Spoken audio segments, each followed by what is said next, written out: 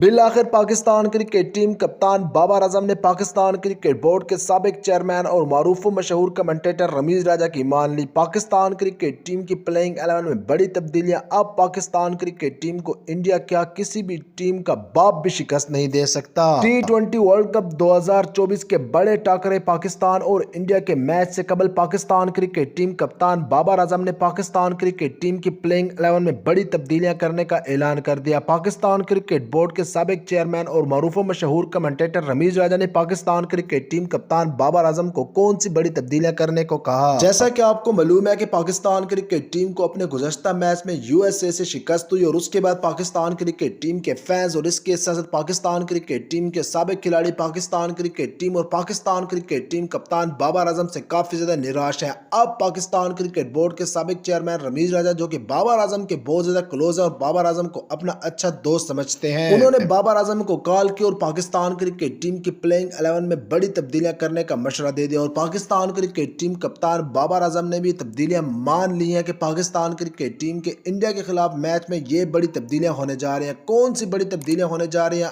آپ کو اس کے حوالے سے مکمل ڈیٹیل دیتا ہوں۔ جیسا کہ آپ کو معلوم ہے کہ کل پاکستان اور انڈیا کے درمیان T20 ورلڈ کپ 2024 کا سب سے بڑا ٹاکرا کھیلا جائے گا جو کہ پاکستان اور انڈیا کے درمیان کھیلا جائے گا۔ یہ میچ پاکستانی وقت کے مطابق شام 7:30 بجے کھیلا جائے گا۔ اب پاکستان کرکٹ ٹیم کی جو گزشتہ پلئنگ 11 تھی اس میں اب 4 تبدیلیاں ہونے جا رہی ہیں۔ سب سے پہلا نام تو اس کا جس کا نام آپ سننا چاہتے ہیں، پاکستان کرکٹ ٹیم کپتان بابر اعظم نے بالآخر اپنی مرضی سے پلئنگ 11 بنانا شروع کر دی اور اعظم خان جو کہ گزشتہ 4 سے 5 میچز میں مکمل طور پر فلاپ جا رہے ہیں ان کو ڈراپ کرنے کا فیصلہ کر لیا گیا اور اعظم خان کی جگہ اب کوئی بھی مڈل آرڈر کا بلے باز نہیں کھلایا جائے گا۔ پھر کس کو کھلایا جائے گا؟ تو پھر یار آپ کو بتا دوں کہ پاکستان کرکٹ ٹیم کے وکٹ کیپر بلے باز محمد رضوان اور ان کے ساتھ اوپن کریں گے جناب پاکستان کرکٹ ٹیم کے سلامی بلے باز سائم ایوب۔ تیسرے نمبر پر آئیں گے پاکستان کرکٹ ٹیم کپتان بابر اعظم، پھر چوتھے نمبر پر آئیں گے عثمان خان، پانچویں نمبر پر فخر زمان کو موقع دیا جائے گا،